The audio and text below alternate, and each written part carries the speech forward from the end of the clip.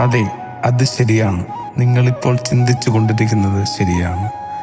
അവർ നിങ്ങൾക്ക് ശല്യമാണ്. അത് നിങ്ങൾ തിരിച്ചറിയൂ. ഒരു കാലത്ത് നിങ്ങൾക്ക് എല്ലാമായിരിക്കാം അവർ.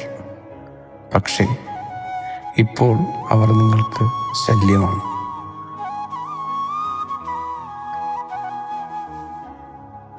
അവരുടെ മനസ്സിൽ നിങ്ങളെ ഒഴിവാക്കണമെന്ന ചിന്ത തുടങ്ങുന്നതിന് മുൻപേ നിങ്ങൾ ഒഴിവായി കൊടുക്കൂ.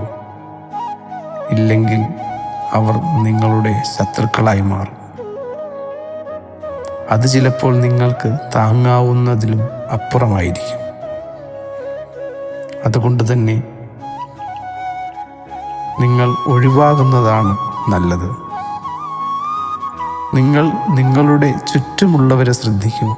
നിങ്ങളുടെ സാമീപ്യം ആഗ്രഹിക്കുന്നവരുണ്ട്, നിങ്ങളെ സ്നേഹിക്കുന്നവരുണ്ട്, നിങ്ങളുടെ ഒരു വാക്ക് കേൾക്കാൻ കാത്തിരിക്കുന്നവരുണ്ട്. അവരെ നിങ്ങൾ തിരിച്ചറിയൂ. ശുഭദിനം.